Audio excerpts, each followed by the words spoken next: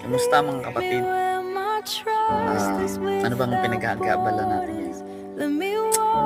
Naway huwag nating ubusin ang oras natin sa mga walang kabuluhang bagay. Bigyan natin ng halaga ang bawat oras na binibigay sa atin ng Panginoon. Di mo ba alam, kapatid, na ang pag-ibig ng Diyos walang hanggan habang ikay nabubuhay dito sa lupa? Lahat ng pag-asa ay binibigay niya. Binibigyan niya para sa iyo upang ikaw magsisi sa mga kasalanan mong ginawa mula nung ikay isinilang.